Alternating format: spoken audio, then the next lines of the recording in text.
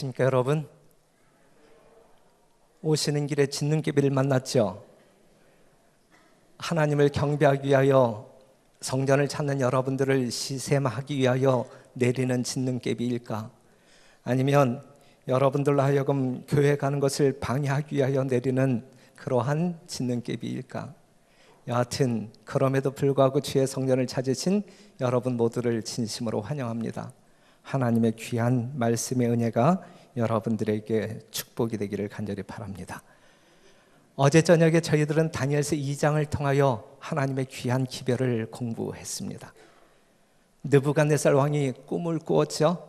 어떠한 꿈이요? 바로 그림에서 보이는 신상과 뜨인 돌에 관한 꿈을 꾸었습니다. 그 당시 갈대아, 이 바벨론 땅에 수많은 정말 학식이 있고 또한 경험이 많은 박사들이 있었지만 이 느부갓네살 왕이 요구하는 꿈의 내용과 해석을 해줄 수 있는 사람은 아무도 없었어요. 이 꿈은, 이 느부갓네살이 꾼 꿈은 누가 주신 꿈이라고 그랬어요? 하나님께서 주신 기별이기에 하나님의 말씀은 오직 하나님의 사람을 통하여 전달되어질 수 있는 거예요. 그렇기 때문에 하나님의 사람 다니엘이 정말 다른 기라성 같은 박사들이 해결하지 못한 문제를 단숨에 해결합니다. 이 신상의 내용이 어떠한 내용이었어요?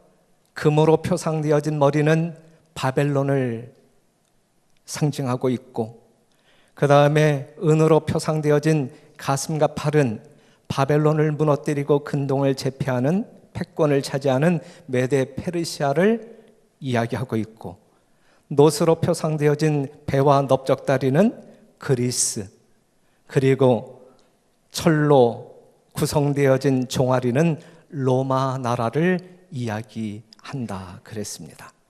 그리고 발은 철과 진흙으로 섞여 있는데 로마 나라가 분열되어짐으로 말미암아 이 세상에 존재할 열국을 이야기하고 있어요. 바로 이 세상의 역사를 바벨론 때로부터 예수님 재림 직전까지의 세상 역사를 이 신상을 통하여 하나님께서 보여주신 것입니다. 그런데 뜨인 돌이 나타나지요. 뜨인 돌은 누구를 상징한다 그랬어요? 예수님. 그래서 이러한 예언의 말씀을 통하여 어제 제가 여러분들에게 간절히 호소했던 것은 정말 뜨인 돌이 나에게 날아와 가루를 만들기 전에 우리가 돌 대신 예수 그리스도를 영접함으로 말미암아 죄된 자아가 깨어지고 하늘 백성으로서 새 하늘과 새 땅, 영원한 하늘에 가자고 간곡히 호소했습니다. 예수님의 재림, 예수님의 다시 오심 언제 올까? 마태복음 24장 3절에 있는 말씀을 보면 예수께서 감람산 위에 앉으셨을 때에 제자들이 조용히 와서 가로되 우리에게 이르소서 어느 때에 이런 일이 있겠사오며 또 주의 임하심과 세상 끝에는 무슨 징조가 있사오리까? 이 말씀을 본다 할지라도 지구의 종말 사건과 예수님의 재림 사건은 동일한 사건임을 말해주고 있어요. 그런데 이 땅에 예수님이 다시 오심으로 말미암아 세상이 끝장날 것인데 언제 오실까? 예수님이 오실 즈음에는 이 세상에 어떠한 징조들이 있을까? 제자들이 묻습니다. 그때에 예수님께서는 1월 성신의 징조가 있을 것이라고 이야기해요. 해가 어두워질 것이고 달이 빛을 내지 아니할 것이고 별들이 떨어질 것이고 자연계에 나타나는 징조들을 이야기해요. 우리가 그저께 경험했듯이 포항에서 있었던 처처의 지진이 있을 것이고 기근이 있을 것이고 환경오염이 있을 것이고 쓰나미가 있을 것이고 그러한 재난이요. 그 다음에 국가와 민족 간에 나타나는 징조들을 이야기합니다. 민족과 민족, 국가와 국가, 테러가 일어날 것이고 전쟁이 일어날 것이고 인류 사회에서 나타나는 수많은 징조들을 이야기합니다. 마지막 때가 되면 사랑이 식어짐으로 말미암아 불법이 성해진다 그랬어요. 사람들이 타락합니다. 이혼율이 증가하고 자식이 부모를 죽이고 부모가 자식을 죽이는 그러한 시대가 이르러 올 것이다.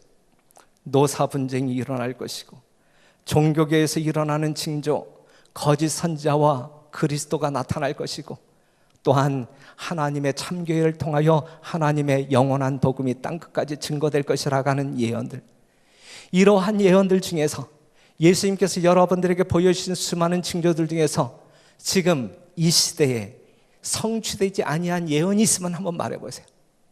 성경에서 말하고 있는 예수님의 오심을 알리는 수많은 징조들이 성경 가운데 기록되었지만, 기록되어진, 예언되어진 예수님의 징조 가운데 아직 성취되지 아니한 예언이 있으면 말씀해 보세요. 하나님께서 언급하신 모든 예언들이 다 성취되어진 시점에 우리가 살아가고 있습니다. 심히 임박한 말세의 때를 살아가고 있다는 말씀이죠. 하지만 데살로니가 후서 2장 3절에 이렇게 말씀하고 있어요. 누가 아무렇게 하여도 너희가 미혹하지 말라. 먼저 배도하는 일이 있고 저 불법의 사람 곧 멸망의 아들이 나타나기 전에는 이르지 아니하리니 그랬어요. 우리가 알고 있는 성경의 수많은 재림의 징조들이 정말 처처에서 일어난다 할지라도, 그렇기 때문에 예수님이 곧 오실 거야, 이렇게 말하지 말라요. 예수님이 오시기 전에 불법의 사람, 멸망의 아들이 나타날 것이라고 이야기하고 있어요. 저는 대적하는 자라, 누구를 대적하는 자? 하나님을 대적하는 자, 범사에 일컫는 하나님이나 숭배함을 받는 자 위에 뛰어나 자존하여 하나님 성전에 앉아 자기를 보여 하나님이라 하느니라. 하나님의 성전에 앉아서 내가 하나님이야, 너희가 믿는 하나님 잘못 믿고 있는 거야, 내가 하나님이야, 이 정체를 드러낼 때까지 예수님은 오시지 아니하실 것이다 라고 이야기하고 있는 거예요. 그럼 여기서 말하고 있는 이 불법의 사람, 하나님을 대적하는 이 자는 누구이냐? 우리가 성경을 추적하게 되면 데살로니가 후서 2장에서 말하고 있는 이 불법의 사람, 하나님을 대적하는 자, 이 존재를 어디에서 만날 수 있냐면 다니엘서 7장에서 만날 수 있습니다. 다니엘서 7장 25절에 있는 말씀을 다 같이 한번 읽어보죠. 지금 여러분들이 보아야 할 PPT가 흐리게 나오나요? 어제 보이지 않았던 글씨들이 있었다고 그랬는데, 그죠? 영적인 안목을 가지고 있는 사람들은 모든 글씨를 읽었을 것이고, 육의 사람들, 우리 집사람과 같은 사람은 읽지 못한 그러한 단어가 있어서 제가 얼마나 호되게 야단 맞았는지 몰라요. 어떻게 PPT를 만들려면 제대로 보이게 만들어야지 글씨가 보이지 않게 만들었는. 그래서 오늘 조금 수정했어요. 이 빨간 글씨가 안 보이더라고요. 빨간 글씨를 다른 색깔로, 지금 보입니까? 네. 자, 다니엘 7장 25절에 있는 말씀 한번 읽어보면 다 같이 시작. 그가 장차 말로 지극히 높으신 자를 대적하며 또 지극히 높으신 자의 성도를 괴롭게 할 것이며, 그가 또 때와 법을 변개코자 할 것이며, 성도는 그의 손에 붙임받으어 한 때와 두 때와 반 때를 지내리라 그랬어요. 그가 장차 말로 지극히 높으신 하나님을 대적한다. 그가 누구인지는 모르지만 잠시 뒤에 그 정체를 우리가 확인하겠지만, 하나님을 대적하는 자, 또한 하나님을 믿는 성도를 뭐하는 자? 핍박하는 자, 그리고 하나님의 때와 법을 변개하는 적 그리스도가 다니엘서 7장에 언급되어 있다는 말씀이죠. 이 적 그리스도가 하나님의 성전에서 내가 하나님이라니까 이렇게 주장할 때까지 예수님의 재림은 임하지 아니하실 것이다. 그렇다고 하면 여기서 말하고 있는 불법의 사람, 하나님을 대적하는 적 그리스도가 누구냐, 이것이 누구냐? 성경 말씀으로 돌아가야 돼요. 사사로이 풀어서는 안 돼요. 정말 성경을 통하여 이 적 그리스도가 누구인지, 정말 그런 것인지 우리가 확인하고 확신하는 가운데 여러분들의 삶의 길을 선택해야 할 것입니다. 그러면 다니엘서 7장 1절을 보도록 하겠습니다. 바벨론 왕 벨사살 원년에 다니엘이 그 침상에서 꿈을 꾸며, 어제는 누가 꿈을 꾸었는데요? 느부갓네살이 꿈을 꾸었는데 이제는 하나님의 사람 다니엘이 직접 꿈을 꿉니다. 계시를 받았다는 이야기예요.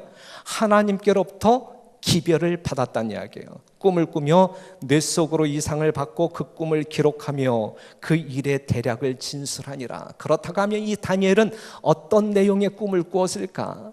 느부갓네살은 신상의 꿈을 꾸었는데 이 다니엘은 어떠한 내용의 꿈을 꾸었을까? 2절 요거까지 같이 한번 읽어볼게요. 시작.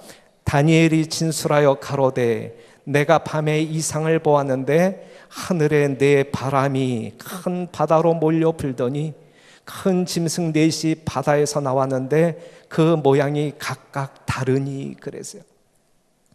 사랑하는 성도 여러분, 다니엘이 이상 속에서 무엇을 보았냐면 바람이 어디로 불었어요? 바다로 불었어요. 그 결과 이 바다에서 뭐가 올라왔어요? 짐승이 올라와요. 짐승이. 이게 무엇이냐 이거죠. 분명 상징이죠. 상징입니다. 그러면 바람은 무엇이고 바다는 무엇이고 짐승이 무엇이냐 이거. 성경 말씀 가운데서 우리가 답을 찾는다고 하면 바다는 열국 또는 백성을 이야기하고 있는 것이고 바람은 전쟁을 이야기하고 있는 것이고 짐승은 나라, 왕국을 이야기합니다. 지극히 성서적인 비유예요. 이렇게 대입을 시킨다라고 할 때, 해석을 한다라고 할 때 성경에서 전혀 어그러짐이 없는 정확한 해석을 할 수 있는 거예요. 바다는 무엇이라고요? 백성, 열국, 많은 사람들이 무리를 지어 사는 바로 그 지역을 이제 이 바다라고 이야기해요. 바람은 전쟁, 사변을 이야기하고 있고 짐승은 나라, 왕국을 이야기한단 말이죠. 그러면 다니엘서 7장 2절에 있는 말씀을 요 해석을 삽입시켜서 다시 한번 읽는다라고 하면 다니엘이 진술하여 가로되 내가 밤에 이상을 보았는데 하늘에 전쟁이 큰 많은 무리 가운데서 일어나더니 큰 나라 넷이 어디에서? 무리 중에서 나왔는데 그 모양이 각각 다르니 그래서요.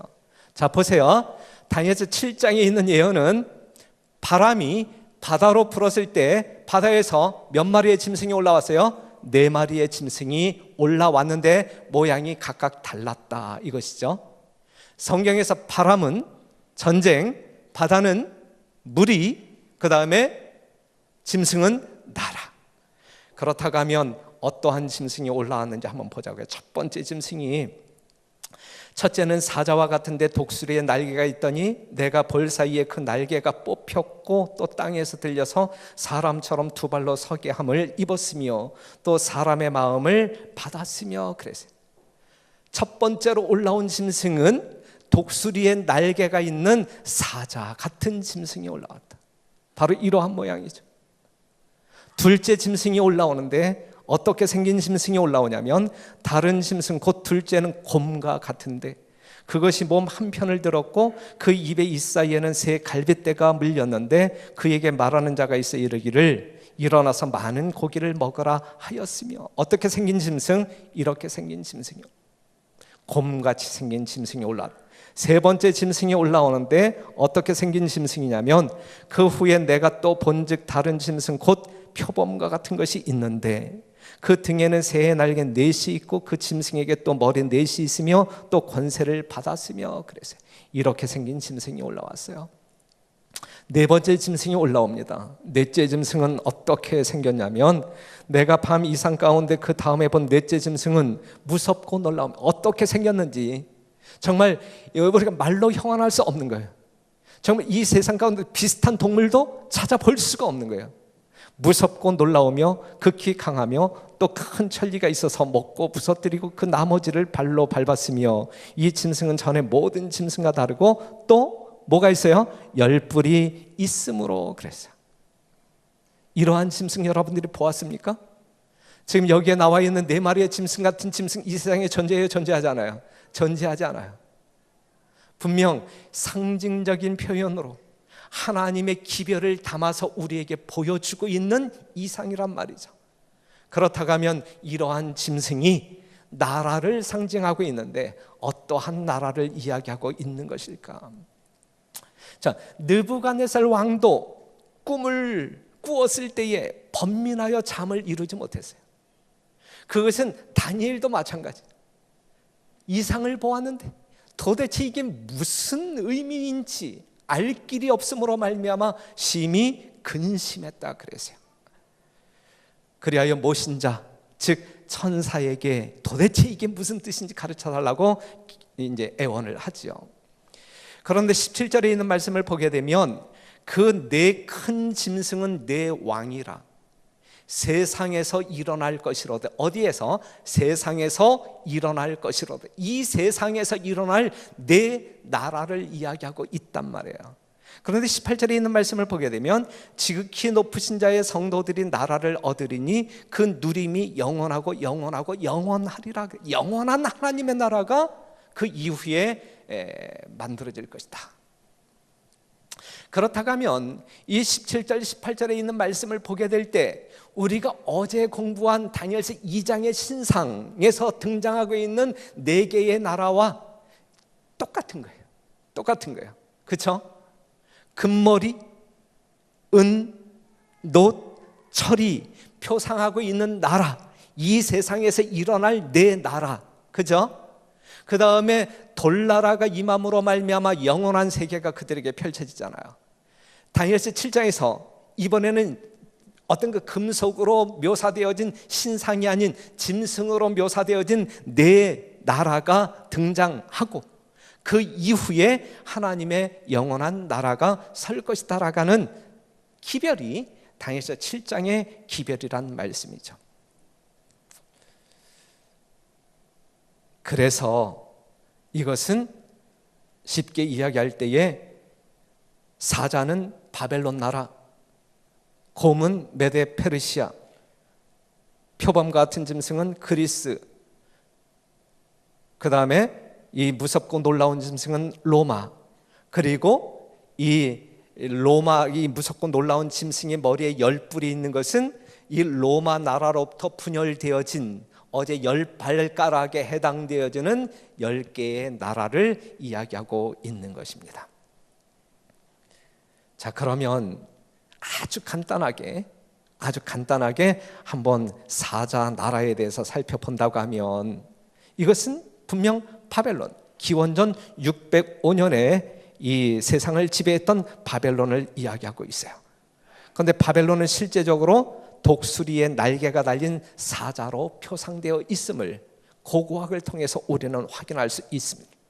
또한 성경을 통해서도 성경은 이미 바벨론이라고 하는 나라를 사자로 묘사했고 또한 독수리로 묘사한 성경들이 있어요. 그래서 이 독수리의 날개가 달려있는 이 사자는 어떠한 나라를 지칭하고 있는 것이냐면 바벨론임에 틀림이 없단 말이죠. 그런데 이 바벨론이 정말 이 독수리와 또한 이 사자와 같이 이 강성한 이 바벨론이 무너진단 말이에요. 정말 이 사자처럼 독한 짐승, 강한 짐승, 또한 이 독수리와 같이 강한 짐승이 보면 내가 볼 사이에 그 날개가 뽑혔고 그랬어요. 그렇죠? 힘이 약화되는 모습을 보여주고 있어요. 그 다음에 네 발로 걸어 다녀야 할 짐승이 두 발로 섰단 말이죠. 더 약해진 모습을 보여주고 있어요. 그 다음에 사람의 마음을 가졌다. 더 약해진 모습. 그러다가 이 나라는 어느 나라에 의하여 무너지는 거예요? 곰나라에 의하여 무너지. 곰나라. 그렇다고 하면 이 바벨론을 무너뜨리고 세워진 이 곰나라는 어떠한 나라냐? 메데 페르시아를 이야기합니다. 메데 페르시아는 539년에 바벨론을 무너뜨리고 이 세상을 지배하게 되는데 몸 한편을 들었잖아요. 균형이 있단 이야기예요? 균형이 없단 이야기예요? 예? 뭔가 불안하지요? 균형미가 없죠? 불안하죠? 그것은 메데 페르시아가 바벨론을 무너뜨린 메데 페르시아가 다니엘서 2장에서 두 팔로 묘사되어진 것처럼 정말 그 둘 중에 강한 나라가 있고 약한 나라가 있는 것처럼 세력의 불균형을 이야기하고 있는 거예요. 그리고 이 이 곰의 이 사이에 세 갈빗대가 있는데 이것은 메데 페르시아에 의하여 정복되어질 나라들을 이야기하고 있어요. 메데 페르시아에 의하여 무너진 나라는 547년에 리디아를 무너뜨리고 539년에 바벨론을 무너뜨리고 525년에 애굽을 무너뜨림으로 말미암아 그 이 사이에 있는 세 갈빗대가 무엇을 의미하는지 성경에서는 명확하게, 또한 역사 속에서 명확하게 이야기해주고 있는 것입니다. 하나님께서는 이처럼 정말 간단한 상징이지만 우리가 넉넉히 이해할 수 있는 아주 구체적인 기별을 우리에게 주고 있다라는 사실이죠. 깨달으시는 여러분 되시기를 간절히 바랍니다. 그리고 세 번째 등장한 나라는 이 표범으로 표상이 되었는데, 보면 이것은 메데 페르시아를 무너뜨리고 이 세상을 통일한 바로 그리스 헬라 나라를 가리키고 있습니다. 여러분들이 아실 때 이 표범이라고 하는 동물은 빠른 동물이죠. 그런데 이 빠른 동물의 새 날개 4개가 달렸다는 이야기는 얼만큼 빠른, 그것을 신속함을 이야기해 주고 있는데, 이것은 바로 이 헬라 나라의 초대 왕 알렉산더가 얼만큼 빠른 속도로 이 세상을 지배할 것인지를 묘사하고 있는 것입니다. 알렉산더는 22살 때 왕위에 올라서 이제 이 세계를 정복하는 그러한 사업을 시작하는데, 팔랑스 돌격부대와 기마병으로 구성되어진 3만 5천 명, 고작 3만 5천 명이, 많은 군사가 아닌 고작 3만 5천 명, 그리고 70달란트의 군자금, 고작 70달란트, 넉넉한 군자금이 아니에요. 1개월 분량의 군량만으로 세계 정복 사업을 시작했고 역사상 가장 큰 제국을 이룩합니다. 가장 빠른 시간 내에 가장 큰 제국을 만들어냅니다. 이것이 표범으로 표상되어진 새의 날개 4개가 날린 표범으로 표상되어진 헬라 나라를 지칭하기에 넉넉하다. 하지만 이 알렉산더는 33살 때 유복자만 남겨두고 요절합니다. 이 알렉산더가 이 술을 참 좋아했어요. 술을 퍼마심으로 말미암아 이 열대 지역에서 습지열에 걸려 33살에 요절하고 맙니다. 그때에 정말 그의 숨이 간당간당할 때에 수많은 장수들이 그의 임종을 지켜보면서, 왕이시여, 왕께서 이룩한 이 거대한 왕국을 이제 누가 통치해야 합니까? 그랬을 때 알렉산더가 뭐라고 이야기해요? 너희 중에 강한 자가 이 나라를 차지하라. 이 유언을 남기고 죽었어요. 그러니 휘하에 있었던 수많은 장수들이 뭐가 될 수 있는 찬스가 온 거예요. 왕이 될 수 있는 찬스가 온 거예요. 싸움을 했겠어요? 안 했겠어요? 저마다 왕이 되겠다라고 이제 싸움을 벌이게 되죠. 20명의 장수들이 이제 그냥 엎치락뒤치락하면서 싸워요. 그러다가 12년이 지나는데, 12년이 지나면서 안티고노스라고 하는 사람이, 야, 내가 알렉산더의 유일한 후계자야, 까불지 마, 내가 이 나라를 통치할 거야, 내가 왕이 될 거야. 이랬을 때에 웃기지 마, 너는 아니야. 그러면서 4명의 장수가 연합하여 안티고노스를 치는데, 카산더, 리시마코스, 셀류코스, 프톨레미. 그래서 301년에 안티고노스가 죽고 바로 이 4명의 장수에 의하여 이 헬라 나라가 분열됩니다. 이 표범으로 표상되어진 이 표범이 머리가 몇 개예요? 4개. 머리는 누구를 상징한다 그랬어요? 왕을 상징한다. 왕. 이 헬라 나라가 종국에는 4개의 나라로 분열될 것을 성경은 상징으로 묘사하고 있는데, 역사 속에서 정확히 그렇게 성취되었다 이거예요. 여러분들이 가지고 있는 하나님의 말씀, 지금으로부터 2600년 전에 주어진 이 예언의 말씀이 역사 속에서 문자 그대로 성취되었다라는 사실이, 이러한 예언의 성취를 보면서 우리로 하여금 하나님께서 의도하신 것은 뭐예요? 하나님을 믿도록 하기 위함이다. 그리고 정말 살 길을, 구원의 길을 찾기를 간절히 바라는 하나님의 의도가 깔려 있다라는 사실을 기억하시고, 여기까지 우리가 살펴보았을 때 야, 참 기가 막히다, 하나님의 말씀이 기가 막히다, 예언이 정말 이렇게 성취될 수 있을까, 이 정도로 기이함을 느낀다라고 하면 정말 이 세상, 이 우주, 여러분들의 개인적인 삶을 지배하시고 경영하시는 그 하나님의 능력 앞에 굴복하시고, 하나님의 진정한 메시지, 누구든지 예수 그리스도를 믿음으로 말미암아 영생을 얻게 하시겠다라고 하는 진정한 기별을 받아들임으로 말미암아 하나님의 자녀로 영생을 취하시는 여러분과 제가 되기를 간절히 바랍니다. 네 번째 나라는 괴물이 등장해요. 어떻게 생겼는지도 몰라요. 그렇죠? 네. 이러한 짐승이 로마 제국이 철같이 강한 군대와 정복력을 가지고 온 세상을 지배하게 됩니다. 그 다음에 열뿔이 등장하는 거예요. 네? 이 괴물의, 이 무섭고 놀라운 짐승의 머리에 몇 개의 뿔이 있어요? 10개의 뿔. 그것은 바로 로마 나라로부터 분열되어지는 10왕, 10개의 나라를 이야기합니다. 정확히. 예? 로마 나라가 다른 나라에 의하여 정복당하지 아니하고 로마 나라가 분열됨으로 말미암아 무너지는데 정확히 분열되었어요. 그렇죠?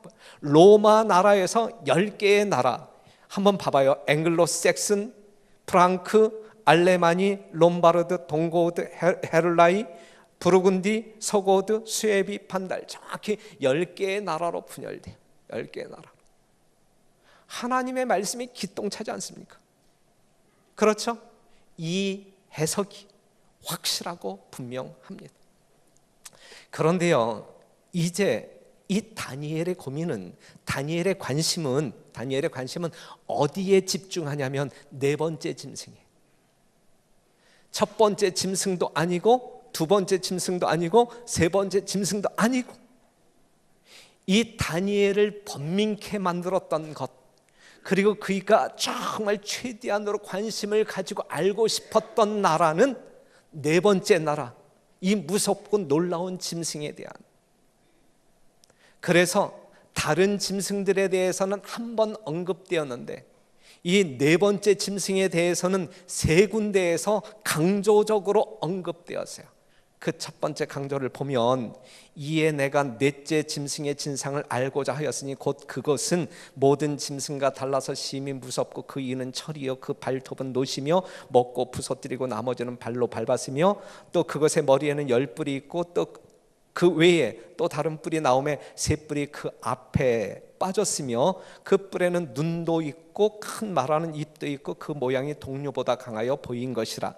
그 다음에 7절을 보게 되면 내가 밤 이상 가운데 그 다음에 본 넷째 짐승은 무섭고 놀라우며 또 극히 강하며 또 철이가 있어서 먹고 부서뜨리고 그 나머지를 발로 밟았으며 이 짐승은 전에 모든 짐승과 다르고 또 10뿔이 있으므로. 이렇게 성경을 제가 계속 읽어나가게 되면 지루하죠? 재미없죠? 예? 재미없어요? 봐요. 그 다음에 8절, 내가 그 뿔을 유심히 보는 중 다른 작은 뿔이 그 사이에서 나더니 먼저 뿔 중에 셋이 그 앞에 뿌리까지 뽑혔으며 이 작은 뿔에는 사람의 눈 같은 눈이 있고 또 입이 있어 큰 말을 하였느니라. 중복되는 성경절도 있어요. 그러면서 23절에 있는 말씀을 보게 되면 모신자가 이처럼 이르되 넷째 짐승은 곧 땅의 넷째 나라인데 이는 모든 나라보다 달라서 천하를 삼키고 밟아 부서뜨릴 것이며 그 10뿔은 이 나라에서 일어날 10왕이요 그 후에 또 하나가 일어나리니 그는 먼저 있던 자들과 다르고 또 새 왕을 복종시킬 것이며 25절, 그가 장차 말로 지극히 높으신 자를 대적하며 또 지극히 높으신 자의 성도를 괴롭게 할 것이며 그가 또 때와 법을 변개코자 할 것이며 성도는 그의 손에 붙임받으여 한 때와 두 때와 반 때를 지내리라 그랬어요. 사랑하는 성도 여러분, 이제 본론이에요. 예? 이제 우리가 꼭 알아야 할 말씀을 우리가 살피는 거예요. 내가 그 뿔을 유심히 보는 중에, 누가? 다니엘이 이상 속에서 그 뿔, 정말 네 번째 짐승의 머리에 있는 이 10개의 뿔을 유심히 보는 중에, 이거 도대체 무엇인가 궁금하여 유심히 보는 중에 다른 작은 뿔이 그 사이에서 나더니 먼저 있었던 뿔 중에 셋이 그 앞에 뿌리까지 뽑혔습니다. 작은 뿔, 오늘 작은 뿔에 우리가 집중할 거예요. 그런데 이 작은 뿔에는 사람의 눈 같은 눈이 있고 또 입이 있어 큰 말을 하였느니라. 사랑하는 성도 여러분, 이게 뭘까? 자, 작은 뿔, 10개의 뿔 중에서 나중에 나온 작은 뿔, 나오면서 3개의 뿔을 뿌리채 뽑아버린, 그리고 사람의 입이 있고 눈이 있는 이 작은 뿔이 도대체 무엇이냐? 작은 뿔이 도대체 무엇이냐? 작은 뿔의 특징 몇 가지를 살펴볼게요. 첫째, 이 작은 뿔은 4번째 짐승에서 나옵니다. 그리고 10뿔로 나누어진 후 그 사이에서 일어나죠. 먼저 있던 자들과 다르다 그랬어요. 그 모양이 동료보다 강하다 그랬어요. 3뿔을 뿌리채 뽑는다 그랬어요. 말로 지극히 높으신 자를 대적한다 그랬어요. 한때 두때 반때 동안 성도를 괴롭게 한다 그랬어요. 때와 법을 변개코자 할 것이다 그랬어요. 사랑하는 성도 여러분, 10개의 뿔이 나라라고 하면 작은 뿔도 아무리 작을지라도 이 작은 뿔도 분명 무엇임에 틀림이 없는 거예요. 나라임에 틀림이 없는 거예요. 사랑하는 성도 여러분, 여기에서 이제 여러분들의 인간적인 편견을 버리고 성경적으로 이 말씀을 이해하고자 하는 이성적인 능력을 발휘하게 되시기를 간절히 바랍니다. 왜냐하면 이 작은 뿔의 정체가 누구일까? 우리가 성경을 확인하게 되면 정말 여러분들이 정말 이렇게 반문할 수 있어요. 정말 그가 적 그리스도야? 이렇게 반문할 수 있어요.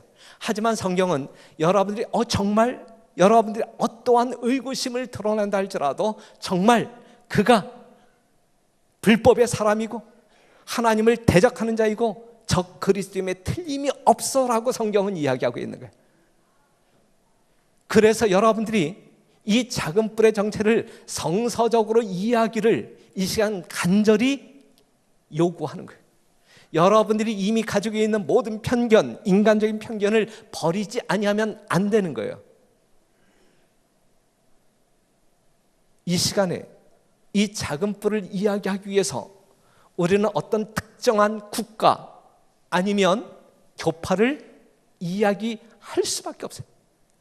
불가피한 상황에. 그렇기 때문에 여러분들의 이성적인 이해가 필요하단 말이에요.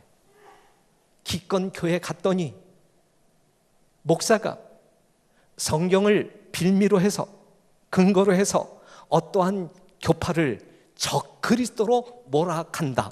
이건 정말 위험한 생각이에요. 우리는 아무런 감정이 없어요. 특정 교파에 대해 아무런 감정이 없어요. 하지만 성경을 연구하고 하나님의 말씀대로 양심적으로 신앙을 하는 사람들이기 때문에 이 성경, 특별히 다니엘 7장을 연구할 때에 특정한 교파를, 특정한 나라를 언급하지 아니할 수 없다 이거죠. 지금 저희의 이러한 상황을 이해할 수 있겠습니까? 오늘 저희 교회에 처음 오신 분들 중에서 정말 이 시간 우리가 하나님의 말씀을 연구하는 시간이기 때문에 하나님의 말씀 속에서 그렇게 말하니까 목사가 저렇게 말하는구나 이렇게 이해를 하셔야만 된단 말이죠. 아무런 감정 싫지 않습니다. 하나님의 말씀 그대로 살피는 거예요. 그렇다고 하면 이 작은 뿔이 분명 하나님을 대적하는 적 그리스도임에 틀림이 없단 말이죠. 그렇다고 하면 이 작은 뿔이 누구냐? 이 작은 뿔이 나라인데 아무리 작을지라도 나라인데 이 나라가 어떠한 나라냐 이것이 지금 우리와 같이 이 세상 가운데 현존하고 모든 사람들의 추앙을 받으면서 정말 꾸려가고 있는 나라인데 이 나라가 어떠한 나라냐 이거죠. 우리가 사실을 살필 때 정말 그 나라가 적그리스도야 이렇게 말씀하실 수 있는 그러한 내용이에요. 자, 첫 번째 본다고 하면 이 나라는 네 번째 짐승에서 나온다. 어느 나라에서 나오는 거예요? 로마 나라에서 나온다. 자, 여기서부터 이제 보는 거예요. 이제 작은 뿔의 정체가 드러나는 거예요. 정치적 로마의 폐허로부터 로마 교회의 거대한 도덕적 왕국이 일어났다. 그렇다고 하면 요거 하나만 본다 할지라도 이 작은 뿔의 실체, 정체는 누구냐라고 이야기할 때 누구다라고 말할 수 있는 거예요? 로마시 한쪽 귀퉁이에 0.44제곱킬로미터의 아주 작은 땅덩어리를 가지고 국민 950명밖에 안 되는 아주 작은 나라, 1000명도 안 되는 그러한 국민, 아주 작은 나라, 어떠한 나라? 바티칸 제국을 이야기하고 있는 거예요. 바티칸 제국을 이야기하고 정말? 정말? 바티칸 제국을 정치적 로마의 폐허로부터 로마 교회, 바티칸 제국의 거대한 도덕적 왕국이 일어났다. 그래. 교황은 로마 황제가 가졌던 권력과 명성, 이 교회의 명칭들을 물려받음으로써 공석이 된 로마 황제의 자리를 차지하였다. 콘스탄틴은 로마 주교에게 모든 것을 넘겨주었다. 교황권은 몰락한 로마 제국의 무덤 위에 왕관을 쓰고 앉아있는 로마의 유령이다. 그래서요. 그렇기 때문에 이 로마 나라의 정치적인 조직과 이 교황권의 조직은 동일합니다. 그리고 황제에게 지칭되어졌던 폰티펙스 막시무스라고 하는 이 신관장의 칭호가 교황에게 똑같이 호칭되고 있는 거예요. 그 다음에 이 작은 뿔은 10뿔로 나누어진 후 10뿔 사이에서 일어났다. 그래서 서로마의 황제가 없어진 후에 로마인들은 교회를 중심으로 하는 정치 조직을 유일한 국가 조직으로 알고 그 모양이 동류보다 강하다 그랬어요. 자, 보세요. 이 작은 뿔, 이 로마 교황권이 아주 작은 국민을 가지고 아주 작은 땅덩어리에서, 정말 뭐 나라같이 아니한 나라 아니겠어요? 아주 조그만 땅덩어리에서, 여러분들이 그 베드로 성당 가봤으면 아시지만 그게 전부인데, 그 나라의 전 영토가 그 정도밖에 안 되는데 거기에 950명의 국민이 살고 있는데, 실제적으로 이 세상에서 가장 강한 나라가 있다고 하면 지금 현재 가장 강한 나라, 미국보다 강한 나라가 있다고 하면 어떤 나라예요? 바로 이 제국이에요. 작지만 동류보다 강하다. 이 세상에 최고로 강해요. 당시에도 교황은 최고의 재판장으로 왕과 황제들을 마음대로 폐위시킬 수 있다 그랬어요. 지금 이 시대에도 마찬가지예요. 고르바초프가 누구 때문에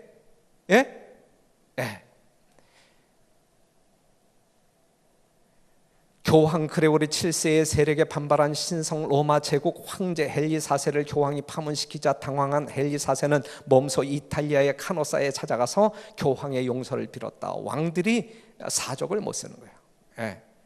교황 앞에서 왕들은 꼼짝 못하는 거예요. 지금도 마찬가지예요. 지금도. 교황 인노센트 3세가 이렇게 이야기해요. 하늘에 두 개의 태양이 없는 것처럼 세상에 두 통치자가 있을 수 없다. 내가 최고다라고 하는 이야기죠.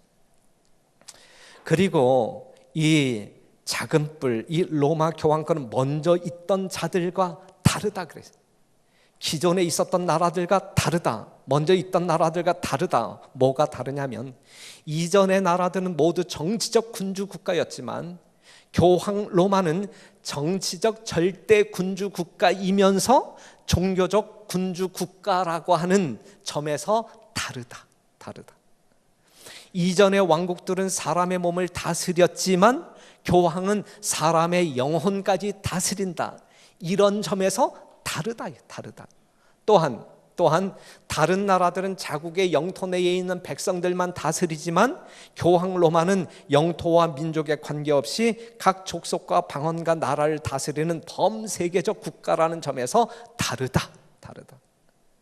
성경 말씀이 문자 그대로 아닙니까? 그렇죠? 너무나 정확하지 않습니까? 그럼에도 불구하고 우리가 아닌데 정말 그럴까 이렇게 의구심을 품을 수 있는 그러한 구석들이 있나요? 없단 말이죠. 너무나 정확하기 때문에, 너무나 분명하기 때문에. 그리고 이 작은 뿔, 로마 교황권에 의하여 세 나라가 뿌리째 뽑힌다 그랬어요. 어떠한 나라? 헤룰라이가 493년에 정복당하고, 반달이 534년에 정복당하고, 동고드가 538년에 정복되어짐으로 말미암아 538년 이후 이 세상에서 이 로마 교황 앞에서 껍죽거리는 나라는 아무도 없는, 완전한 지상권을 로마 천주교회가, 로마 교황권이 이 지상에서 완전한 지상권을 확립한 때가 동고들을 물리친 538년. 더 이상 이 로마 교황권에게 이렇게 저렇게 반대하는 세력이 완전히 정리되어진 그 시점이 538년이다. 정확하게 성취됩니다. 그가 장차 말로 지극히 높으신 자, 여기서 지극히 높으신 자는 누구예요? 하나님, 창조주 하나님, 여러분들이 믿고 있는 그 하나님, 여러분들의 절대적인 주인이신 그 하나님, 그 하나님을 뭐 하시겠다라고 이야기하고 있어요? 대적하겠다. 무엇으로? 말로. 그래서 이 작은 뿔은 뭐가 있어요? 입이 있단 말이에요. 사람의 입, 그 입을 가지고 누구를 대적하는 거예요? 하나님을 대적한다. 하나님을. 뭐라고 이야기하는지 봐봐요. 법왕은, 교황은 숭고하고 지존하며 단순히 인간이 아니다. 여러분들과 같은 인간이 아니다. 하나님과 같은 분이며 하나님의 대리자이시다. 참남이에요. 참남. 법왕은 거룩한 군주요 지존의 제왕이요 왕 중의 왕이심으로 만일에 천사들이 신앙을 잘못한다면 그들을 심판하고 파문에 처할 수도 있다라고 이야기하고 있어요. 법왕은 그리스도의 대표자이시다. 법왕의 주장은 그리스도의 주장과 동일한 것이다. 그리스도께서 모든 죄를 사유하실 수 있다. 그와 같이 법왕도 그렇게 할 수 있다 그랬어요. 그렇기 때문에 로마 천주교에는 고해성사가 있어요. 그들이 죄를 사할 수 있다라는 권한이 있다라고 주장하면서 사람들이 고해성사할 때 내가 내 죄를 사하노라라고 이야기하고 있단 말이죠. 말이 안 되는 거예요. 법왕은 예수 그리스도의 대표일 뿐만 아니라 육신의 회장으로 가리어진 예수 그리스도 그 자신이다. 말로 지극히 높으신 자를 뭐 하고 있어요? 대적하고 있다. 교황이라고 말하는 영어 단어 팝, 신부를 말하고 있는 father, 신부라고 하는 말이 뭐예요? 신, 하나님, 부, 아버지, 하늘 아버지란 이야기, 하나님 아버지란 이야기. 이 말 뜻 자체도 참남한 것 아닙니까? 하나님을 대적하는 말이죠. 마태복음 23장 9절에 있는 말씀을 보게 되면 땅에 있는 자를 아비라 하지 말라. 너희 아버지는 하나이시니 곧 하늘에 계신 자신이라 그랬어요. 이 세상에 있는 어떠한 존재에게 하늘 아버지라 부르는 것은 이건 말도 안 되는 거예요. 말도 안 돼. 자기 자신을 하늘 아버지라고 지칭하는 것은 이건 지극히 참남한 거예요. 오직 하늘에 계신 절대자, 여러분들의 하나님, 창조주 하나님만이 우리의 아버지가 되실 수 있는 거란 말이죠. 한때와 두때와 반때 동안 성도를 괴롭게 한다 그랬어요. 한때, 두때, 반때. 한때는 1년, 두때는 2년, 반때는 반년. 그러면 한때, 두때, 반때는 몇 년 반이에요? 3년 반. 3년 반 동안 이 로마 교황권에 의하여 하나님을 신실하게 믿는 하나님의 참 백성들이 박해를 받을 것이다. 이것이 다니엘서 7장 25절에 예언되어 있는데 정확히 한때, 두때, 반때 3년 반 동안 로마 교황권은 하나님을 신실히 섬기는 참 백성들에게 박해를 가했는가, 핍박을 했는가? 했다 이거죠. 그렇기 때문에 이 작은 뿔이 로마 교황권임에 틀림이 없다라고 증명할 수 있다 이것이죠. 그런데 성경에서 예언을 해석할 때, 시간을 해석할 때 가르침은 에스겔 4장 6절을 보게 될 때 내가 내게 40일로 정하였나니 이 일이 몇 년이라? 1년이라. 민수기 14장 34절 보게 되면 하루를 1년으로 환산하여 그랬어요. 그러니까 3년 반은 성경적 해석에 따르면 한 달을 30일, 1년을 365가 아니라 360일로 계산해서 3년 반은 1260일을 이야기하고 있는 거예요. 그러면 이 연일 원칙에 적용시킨다라고 하게 되면 1260년 동안 로마 교황권은 이 세상에 군림하면서 하나님의 백성들을 핍박할 것이다. 그런데 그 시발점이 언제이냐면 아까도 이야기했지만 로마 교황권이 지상권을 확립한 때, 그때가 언제? 538년. 비질리우스는 벨리사리우스 군의 보호 아래 교황의 자리에 올랐다. 언제? 538년. 그러면 이때로부터 1260년이 지나는 때가 언제냐면 1798년. 그럼 1798년에 어떠한 사건이 일어나냐면 당시 교황이었던 피우스 6세가 불란서 혁명 당시 나폴레옹 휘하에 있었던 버티어 장군에 의하여 발렌스성으로 유배당함으로 말미암아 교황권의 세력이 몰락합니다. 정확히 1년의 오차 없이 한때 두때 반때 동안 로마 교황권에 의하여 하나님의 백성들이 핍박을 당할 것이라 그랬는데 정확히 교회는 신성한 권위에 의하여 이단자들의 재산을 몰수하고 그들을 감금하고 화형을 선고할 수 있다. 이것이 그들이 만들어 놓은 규율. 그러니까 이단을 징치한다라는 명목하에 하나님을 성서적으로 신실하게 섬기는 사람들을 로마 교황권은 핍박했다. 죽이고 이 시대의 가장 무거운 형벌들과 사형까지도 내릴 권리가 교회에 있다. 이 교회는 천주교회를 이야기하고 이단보다 더 중한 범죄는 없다. 그러므로 이는 근절되어야 한다. 일찍이 인간 가운데 존재했던 어느 다른 제도보다도 로마 교회는 더 많은 무지한 피를 흘리게 했다는 사실이 역사에 대해 완전한 지식을 가진 개신교도들에게는 의문의 여지가 없다. 로마 교황권, 즉 천주교의 박해 아래서 그 박해를 안거함으로 말미암아 생겨난 교파가 개신교, 오늘날 수많은 개신교도들을 이야기하고 있는 거예요. 개신교라고 하는 말 자체가 로마 교황권에 저항한다라고 하는 의미가 있는 것이거든요. 스페인에서만도, 네덜란드에서도, 그리고 최근에 로마 교황은 1260년 기간 동안에 그들이 정말 이단이라고 하는 빌미를 통하여 하나님을 신실하게 섬기는 수많은 성도들, 참 그리스도인들을 핍박했다라고 하는 사실을 인정합니다. 작은 뿔이 성도를 괴롭힌 기간은 분명 1260년 538년부터 1798년까지를 이야기하고 있어요. 그 다음에 이 작은 뿔에 의하여, 이 로마 교황권에 의하여 때와 법이, 하나님의 법이 변경될 것이라고 성경은 예언하고 있어요. 성경의 예언은 하나님에 의하여 하나님의 법이 변경될 것이라고 이야기하지 아니하고 하나님을 대적하는 적 그리스도 사단에 의하여 하나님의 법이 변경될 것이라고 이야기하고 있는 거예요. 예언하고 있는 거예요. 그런데 그 예언이 성취되었는가? 우리는 그걸 확인하기 위하여 이 자리에 앉아 있잖아요. 그 예언이 성취되었는가? 하나님의 십계명이 이거예요. 나 외에 우상 만들지 말고 하나님의 이름, 이게 성경에서 말하고 있는 하나님께서 우리에게 주신 십계명입니다. 이 십계명에 대하여 예수님께서는 어떻게 말씀하고 있냐면, 다 같이 한번 읽어봐요. 마태복음 5장 18절 시작. 천지가 없어지기 전에는 율법의 1.1획이라도 없어지지 아니하고 다 이루리라 그랬어요.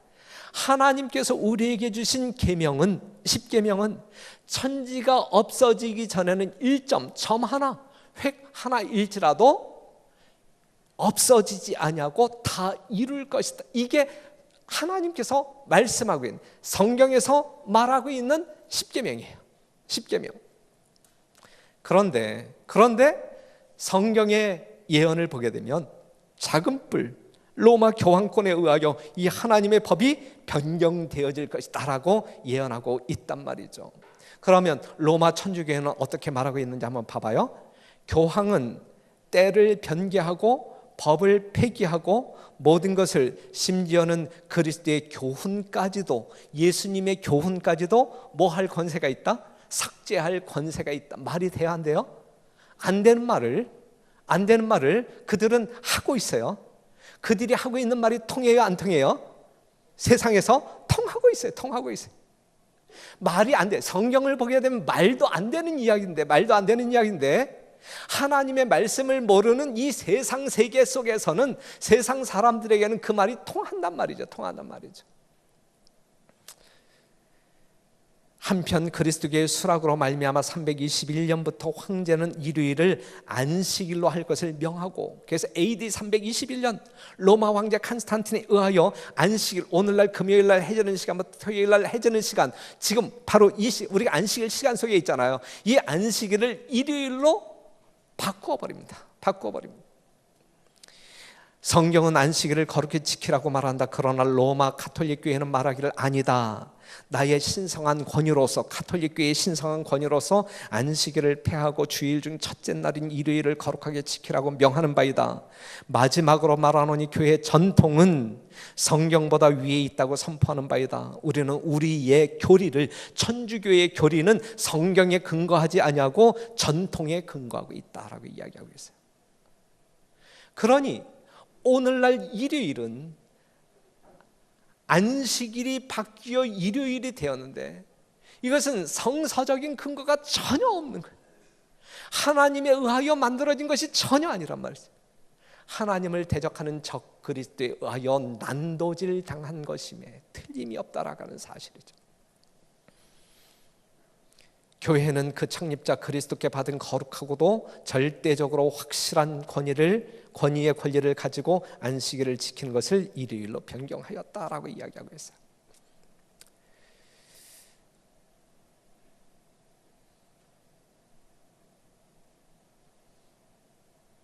주일을 거룩하게 지킬 의무의 예를 들어보자. 이는 물론 신자의 가장 중대한 의무의 하나이지만, 주일 성수는 신자의 중대한 의무의 하나이지만, 성경에서는 그에 대한 명백한 구절을 하나도 찾아볼 수 없다. 일요일을 왜 지켜야 하는지에 대한 그 근거를 성경 66권 가운데서는 하나도 찾아볼 수 없다. 성서의 안식일은 토요일이지 일요일이 아니다. 그들이 이야기하고 있는 거예요. 가톨릭 교회는 안식일을 일주일 중 7째 날인 토요일에서 첫째 날인 일요일로 변경한 후 10계명의 셋째 계명, 이건 천주 10계를 이야기하고 있는 거예요. 천주 10계의 셋째 계명을 고쳐 일요일을 주일로 지키라고 하였다. 이 가톨릭 사전에 언급하고 있는 내용이거든요. 분명하지 않아요? 여러분들이 더 이상 어떠한 답을 기대하시겠습니까? 무엇을 요구하시겠습니까? 작은 뿌리, 다니엘 7장에서 말하고 있는 작은 뿌리, 바티칸 제국, 로마 교황권임에 틀림이 없다라고 하는 사실을 우리는 확인할 수 있지 않습니까? 하나님의 거룩한 율법, 특별히 하나님의 인이 담겨져 있는 안식일이 하나님을 대적하는 적 그리스도 로마 교황권에 의하여 오늘날 일요일로 바뀌었고, 이 세상에 있는 수많은 가톨릭 신자뿐만 아니라 로마 교황에 반대하여 항거하여 개신교도가 된 수많은 개신교도들도 안식일이 아닌, 성경을 따르는 안식일이 아닌 로마 교황권에 의하여 변경되어진 그 일요일을 지키면서 하나님을 경배하고 있다라고 주장하고 있는 것 아닙니까? 그러니 사랑하는 성도 여러분, 이 작은 뿔의 특징 8가지를 놓고 볼 때 이 작은 뿔은 분명 누구임에 틀림이 없다. 이 세상에 현존하고 있는, 이 세상에 군림하고 있는, 이 세상 모든 나라와 백성들을 지도하고 있는 누구임에 틀림이 없다. 로마 교황권임에 틀림이 없다. 로마 교황권에 의하여 하나님을 대적하고 하나님을 믿는 백성들을 핍박하고 앞으로도 핍박할 것이고, 하나님의 법이 망가지고, 그런데 여러분, 다니엘 7장 25절에 있는 말씀을 보게 되면 25절에 있는 말씀처럼 로마 교황권이 하나님을 대적하고 성도를 핍박하고 하나님의 법을 변개하지만 26절 그러나 그들에게도 끝이 있다. 로마 교황도 끝이 있다. 심판이 시작된 즉 그는 권세를 빼앗기고 끝까지 멸망할 것이요 나라와 권세와 온 천하 열국의 위세가 지극히 높으신 자의 성민에게, 누구에게? 바로 여러분에게, 지극히 높으신 자의 참 성도에게, 남은 백성들에게, 하나님의 참 백성들에게 붙임바 되리니 그의 나라는 영원한 나라이라. 모든 권세 있는 자가 다 그를 섬겨 복종하리라 그랬어요. 사랑하는 성도 여러분, 여러분들이 하나님을 사랑하는 마음과 하나님께서 살려주신 선한 양심으로 하나님을 경배한다고 하면 어떠한 고난이 따른다 할지라도 우리는 하나님의 뜻을 즐겨 순종하게 될 것이고, 하나님을 우리가 경홀히 여기고 세상과 타협한다고 하면 로마 교황이 만들어 놓은 거짓 안식일에 미혹되어 따라갈 수밖에 없을 것입니다. 어찌하시렵니까? 사랑하는 성도 여러분, 우리 하나님께서 준비한 찬양 한 곡을 들으면서 우리의 마음을 하나님께 드리는 아름다운 시간이 되기를 바랍니다.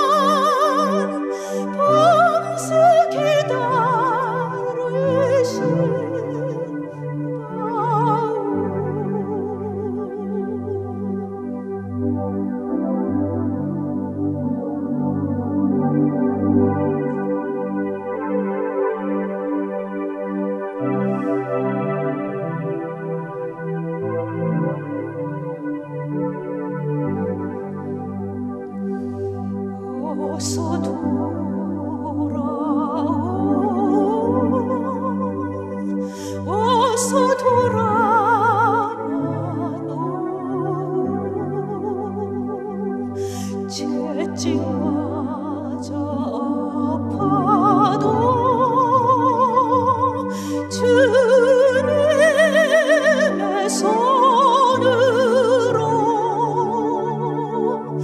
때를 신어를 만져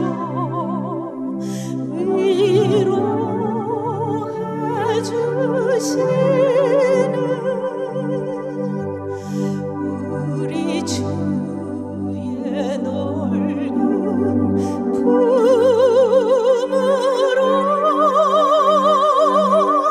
어서 돌아오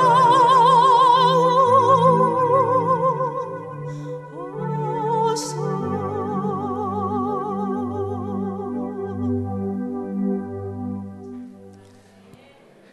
오늘 이 시간 저희들은 다니엘서 7장에 있는 하나님의 거룩한 예언을 살펴보았습니다. 지금까지 살핀 이 예언 해석에 문제가 있다고 생각하십니까? 오늘 우리가 공부한 이 공부의 내용이 엉터리라고 생각하시는 분 계십니까? 이 정도면 넉넉하지 않습니까? 분명하지 않습니까? 사랑하는 성도 여러분, 그렇다고 하면 하나님께서는 지금으로부터 2600년 전이죠. 2600년 전에 이러한 기별을 다니엘에게 주심으로 말미암아 오늘 이 시대에 정확하게 우리가 이 성경을 이해할 수 있도록 인도하시고, 그러한 이유가 어디에 있다라고 생각하십니까? 여러분들로 하여금 미혹당하지 말란 이야기, 하나님의 거룩한 말씀 따라 진실되게 하나님을 경외하라는 말씀이죠. 디모데전서 2장 4절에 있는 말씀 보면 하나님은 모든 사람이 구원을 받으며 진리를 아는 데 이르기를 원하시느니라. 우리 하나님의 속성이에요. 여러분 모두가 진리를 온전하게 이해하고 믿음으로 말미암아 구원받기를 원하신다. 하나님의 뜻하심은 여러분들의 멸망이 아닌 구원, 한 사람도 멸망당하는 영혼이 없기를 우리 하나님은 간절히 원하고 원하신다. 한 영혼이라도 구원하기 위하여 십자가에 죽으실 만큼 우리를 사랑하시는 예수님께서 오늘 이 시간 진리 가운데 여러분들이 거함으로 구원에 이르기를 원하신다라는 사실을 기억하시고 예수님을 영접하는 여러분 되시기를 간절히 바랍니다. 몰라서 죽어요. 우리가 모르기 때문에 죽어요. 알고 모름의 차이는 영원한 생명이냐 영원한 죽음이냐의 차이가 됩니다. 호세아 4장 6절 내 백성이 지식이 없으므로 망하는도다. 이러한 다니엘서 7장과 같은 이 성서적인 지식이 없기 때문에 수많은 사람들이 하나님이 아닌 다른 대상을 숭배하는 것임에도 불구하고 그냥 일요일을 준수하고 있는 거야. 모르기 때문에 그런, 모르기 때문에. 하나님의 말씀을 정확히 진리대로 이해한다고 하면 그럴 깡다고 있는 사람은 없죠. 모르니까. 그들이 생명의 길인 줄 알고 쫓아가지만 필경은 사망의 길을 걸어가고 있단 말이죠. 얼마나 안타까운, 얼마나 두려운 현실입니까? 나더러 주여 주여 하는 자마다 천국에 다 들어가면 얼마나 좋아요. 얼마나 좋아요. 하지만 하나님의 말씀은 나를 믿고 주여 주여 한다고 해서 천국에 다 들어가는 것이 아니고 다만 하늘에 계신 내 아버지의 뜻대로 행하는 자라요. 예수 그리스도를 믿는 믿음을 통하여 하나님의 말씀대로 순종할 때에 우리가 하늘을 기업으로 얻을 수 있다라고 이야기하고 있어요. 마태복음 15장 8절 보면 이 백성이 입술로는 나를 존경하되 마음은 내게서 멀다. 왜냐하면 사람의 계명으로 교훈을 삼아 가르치니 나를 헛되이 경배하는도다. 그래. 사람의 계명으로 교훈을 삼아 가르치니 나를 헛되이 경배하는도다. 헛된 경배를 통하여 하나님이 영광 받으시겠어요? 헛된 경배를 통하여 우리가 구원받을 수 있겠어요? 아니잖아요. 헛된 경배가 어디에서 비롯되는 거예요? 하나님의 계명이 아닌 사람의 계명을 따라갈 때 그것이 헛된 경배. 그렇다고 하면 안식일이 하나님의 계명인가 사람의 계명인가? 일요일이 사람의 계명인가 하나님의 계명인가? 여러분들은 분별할 수 있잖아요. 그러한 분별력이 여러분들의 신앙을 이끌어 나가야 된다는 말씀이죠. 사람의 계명으로 교훈을 삼아 가르치니 나를 헛되이 경배하는도다. 그래서는 안 된다는 이야기. 하나님을 믿되 어떻게 믿죠? 참되게 믿죠. 하나님을 믿되 신령과 진정으로 믿죠. 하나님의 말씀이 아니면 가지 말고, 하나님의 말씀이라고 하면 아무도 안 간다 할지라도 나는 담대한 믿음으로 용기 백배하여 갈 수 있는 진정한 살아있는 신앙을 우리가 해야 되지 않겠습니까? 로마서 6장 16절, 너희 자신을 종으로 들여 누구에게 순종하든지 그 순종함을 받는 자의 종이 되는 줄을 너희가 알지 못하느냐. 안식일의 주인 되신 예수 그리스도를 믿음으로 말미암아 하나님의 종이 되시기를 간절히 바랍니다. 거짓 안식일 일요일을 준수함으로 말미암아 사단의 종이 되지 말고 안식일의 주인 되신 예수님을 믿음으로 말미암아 하나님의 진정한 종들로 성별되어지기를 간절히 바랍니다. 멕시코 산 살바도르의 한 가톨릭 신부가 이렇게 이야기했어요. 개신교회는 일요일 교회를 이야기하고 있는 거예요. 개신교회는 기초가 될 만한 근거를 갖지 못하고 있다. 그 하나로서 그들은 성경상 안식일을 지키지 않고 있다. 그들이 제치를 안식일 예수 재림교회와 연합하든지 토요일로부터 일요일로 경배일을 변경한 권한을 가진 가톨릭 교회와 연합하든지 택하여야 할 시간이 빨리 다가오고 있다. 둘 중에 하나란 말이에요. 둘 중에 하나. 안식일 교회, 하나님의 말씀대로 안식일을 준수하는 안식일 교회와 연합하든지 아니면 정말 하나님을 대적하는 존재인 로마 가톨릭과 연합하든지 둘 중에 하나를 선택해야 할 시간이 이르러 왔다. 그날이 언제이냐면 바로 오늘이라고 하는 시간이죠. 여호수아 24장 15절, 만일 여호와를 섬기는 것이 너희에게 좋지 않게 보이거든 너희 열조가 강 저편에서 섬기던 신이든지 혹 너희의 거하는 땅 아모리 사람의 신이든지 너희 섬길 자를 오늘날 택하라. 오직 나와 내 집은 여호와를 섬기겠노라 그랬어요. 사랑하는 성도 여러분, 우리는 양당 간에 하나를 결정해야 돼요. 하나님이냐 사단이냐, 안식일이냐 일요일, 둘 중에 하나. 언제 선택해야 할까? 바로 오늘이라고 하는 시간이죠. 이건 자유예요. 자유예요. 내가 지금까지 난 가톨릭에서 신앙생활은 난 떠날 수 없다. 난 장로교에서 신앙을 했기 때문에 난 떠날 수 없다. 난 4대째 감리교회의 어떤 그 가문에 존재하고 있는 감리교 신자인데 내가 어찌 감리교회를 배반하고 떠날 수 있겠네. 누구를 배반하는 거예요? 누구를 배반? 감리교회를 배반하기 싫어서 하나님을 배반하겠다는 이야기. 그건 아니잖아요. 말이 안 되잖아요. 우리는 둘 중에 하나예요. 하나님을 섬길 것이냐 아니면 하나님이 아닌 다른 잡신을 섬길 것이냐 사단을 섬길 것이냐. 우리가 안식일을 준수함으로 말미암아 하나님 백성으로 구별될 것이냐 아니면 우리가 일요일을 따라감으로 말미암아 사단을 경배하게 될 것이냐. 둘 중에 하나. 언제 선택하라고요? 바로 오늘.